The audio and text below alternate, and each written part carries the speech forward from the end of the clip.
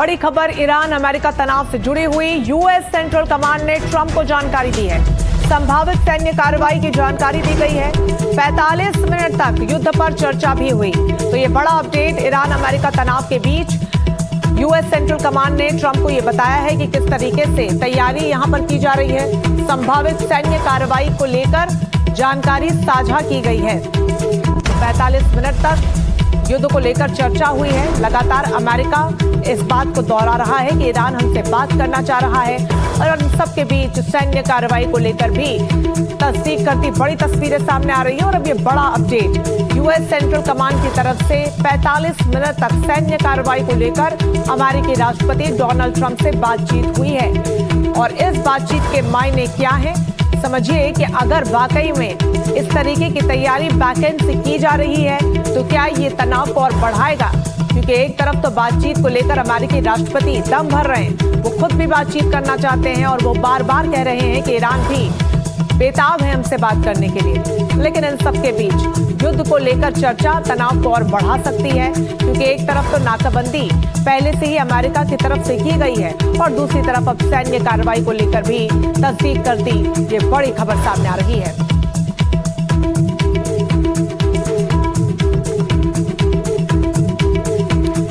तो ट्रंप लगातार तैयारी कर रहे हैं। ऐसे में ईरान का पलटवार क्या होगा, ईरान क्या करेगा, ये अब हम आपको बता देते हैं। ईरान के लिए वक्त लगातार निकलता जा रहा है। देखिए यहाँ पर ईरान के लिए जो समय है वो बहुत कम है। ईरान को आक्रामक गतिविधि तुरंत रोकनी होगी, ये सीधे तौर पर उन्होंने कहा। ईरान के पास परमाणु कार्यक्रम रोकने की समय सीमा है। अमेरिकी राष्ट्रपति बार बार उनको डेडलाइन दे रहे हैं। ईरान ने गतिविधि नहीं रोकी तो बड़ा तूफान आएगा। पहले उन्होंने कहा था तेल संयंत्रों को उड़ा देंगे। ऐसा तूफान आएगा जो ईरान ने कभी नहीं देखा होगा। यानी तूफान से पहले का सन्नाटा वो इसे बता रहे हैं। और उन्होंने कहा है कि हमने आपको समय दिया हुआ है, आप साफ समय लीजिए। लेकिन अगर समय गुजर गया, जो कि बहुत कम है ईरान के पास, तो यहां पर ईरान के लिए बहुत ज्यादा अच्छी स्थिति होगी नहीं। प्रदीप दत्ता हमारे साथ जुड़ गए ज्यादा जानकारी के साथ। प्रदीप, पहले 3 दिनों का अल्टीमेटम दिया गया था और कहा गया था कि साहब अब 3 दिन बाद तो तेल संयंत्र आपके उड़ा दिए जाएंगे, और अब वो कह रहे हैं कि अगर समय में ईरान नहीं रुका, अपनी आक्रामकता को कम नहीं किया, तो बहुत बड़ा तूफान आ जाएगा। बिल्कुल आप सही कह रहे हैं कि आपने देखा होगा कि प्रेस कॉन्फ्रेंस में एक बार फिर से यूनाइटेड स्टेट्स के प्रेसिडेंट डोनाल्ड ट्रंप ने बता दिया कि किस तरीके से उन्होंने ईरान की नेवी को खत्म कर दिया, एयरफोर्स को खत्म कर दिया, उनकी जो ड्रोन बनाने की क्षमता को 80% खत्म कर दिया, बैलिस्टिक मिसाइल बनाने की क्षमता को 90% खत्म कर दिया। और उन्होंने ये भी कहा है कि जो ईरान की लीडरशिप है उसको पूरी तरह से पहली और सेकेंड स्ट्रिंग है उसे वाइप आउट कर दिया, और जो तीसरी स्ट्रिंग लीडरशिप है अभी वो फ्रेगमेंटेड है, उन्हें समझ नहीं आ रहा है कि किस तरीके से वार्ता करनी है। लेकिन थोड़ी देर पहले जो थी ब्रैड कूपर जो कि सेंट्रल कमांड किया, उनके साथ जो बातचीत हुई है उन्होंने ब्रीफ किया हुआ है डोनाल्ड ट्रंप को, और उन्होंने बताया कि किस तरीके से एक शॉर्ट, स्विफ्ट और पावरफुल मिलिट्री कार्रवाई की जा सकती है। क्योंकि सबसे जो बड़ा मुद्दा इस समय अमेरिका के लिए 2 मुद्दे हैं। एक तो है न्यूक्लियर वेपन, वो चाहते नहीं है कि कभी भी न्यूक्लियर वेपन जो है ईरान बना सके। उसके लिए एनरिच्ड यूरेनियम जो है वो चाहते हैं कि वो जल्दी से जल्दी ईरान उनके हवाले कर दे। और दूसरा स्ट्रेट ऑफ हॉर्मुज को खोलना, क्योंकि वो ब्लॉकेड अभी भी जारी है।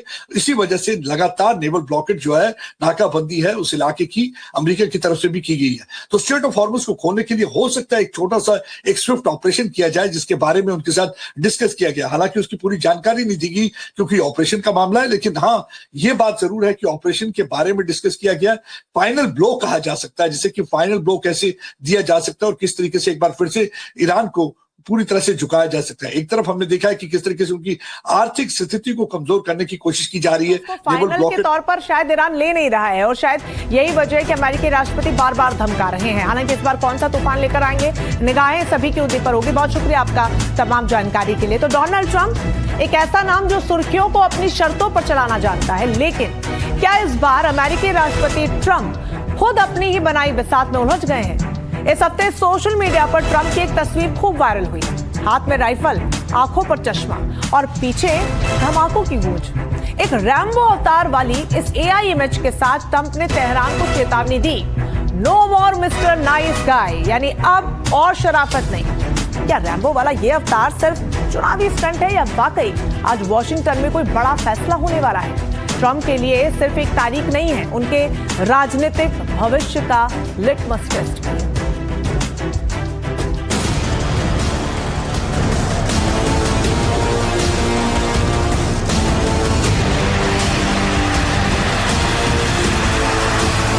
ईरान ढह जाएगा।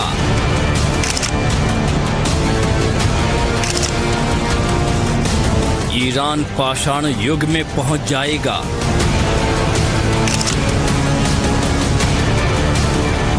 एक घंटे में तेहरान सालों पीछे चला जाएगा।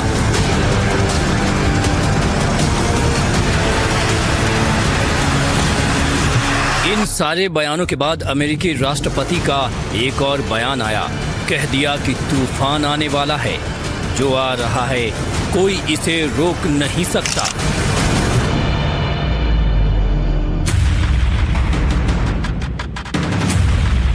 इस धमकी को ईरान ने किस तरह लिया ये बताएं, उससे पहले एक बार फिर से ट्रंप की धमकी वाला सिस्टम रिव्यू करना जरूरी है, क्योंकि इस बार उन्होंने कह दिया कि अब अच्छा बनकर काम नहीं चल रहा।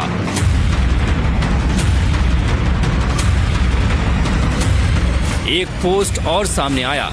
ट्रंप के हाथ में ऑटोमेटिक वेपन था। कैप्शन था, नो मोर मिस्टर नाइस गाय।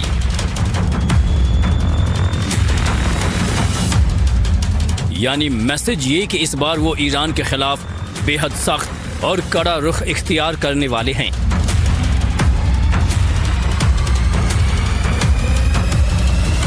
सवाल है कि क्या ट्रंप एक बार फिर ब्लफ कर रहे हैं या फिर इस धमकी के पीछे कोई बहुत बड़ा धमाका होगा। Every one of their planes has been shot down or has been decimated.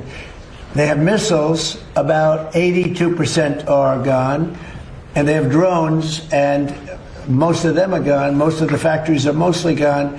And we have tremendous anti-drone equipment now, between lasers and that new, very special machine gun that knocks them out of the air like flies. And we use bullets instead of $1 million, missiles to knock out a $30,000 drone. So I would say Jared would tell me that with everything you just heard, typically we're in pretty good shape. And in addition, their economy is crashing. आपको याद दिलाना जरूरी है कि 28 फरवरी के बाद से Iran और अमेरिका के बीच 40 दिन युद्ध चला और फिर अमेरिका ने पहले एक बार फिर दूसरी बार एक तरफा सीज फायर का ऐलान किया। अमेरिका बार बार ये बात रिपीट करता है कि उसने ईरान को हर सेक्टर में हरा दिया, लेकिन ईरान कहता है कि जंग से पीछे तो अमेरिका भागा है, हम तो तैयार बैठे हैं। सवाल है कि अब अमेरिका अगर बंदूक उठाता है तो इसके मायने क्या हैं? क्या अमेरिका ग्राउंड ऑपरेशन की तैयारी कर रहा है? क्या अमेरिका अपने सैनिकों को वाकई ईरान भेजने वाला है? क्या अमेरिका ने एक और लंबे युद्ध के लिए कमर कस ली है? इन सवालों के जवाब अभी सामने नहीं आए, लेकिन दूसरी तरफ ईरान कहता है कि अमेरिका के साथ वो पहले भी जंग के लिए तैयार था और अब वो सीज फायर के बाद और ज्यादा तैयारी कर चुका है। अगर एक और जंग का दौर चाहिए तो यही सही। और जानते हैं ये बयान किसकी तरफ से दिया गया? उसी शख्स की तरफ से जो ईरान का रहबर है, मुज्तबा खामनेई। अमेरिका की शर्मनाक हार को 2 महीने बीत चुके हैं और अब पर्शियन गल्फ में एक नई कहानी शुरू हो गई है। हॉर्मुज में एक नया अध्याय लिखा जा रहा है। मैं एक बार फिर याद दिला देना चाहता हूं कि अमेरिका की असली जगह पर्शियन गल्फ में है, वो भी उसके गहरे पानी के नीचे। और जहां तक हमारी न्यूक्लियर और मिसाइल क्षमताओं का सवाल है, अमेरिका को यह ध्यान से सुन लेना चाहिए कि हम अपनी इन क्षमताओं की हिफाजत करते रहेंगे।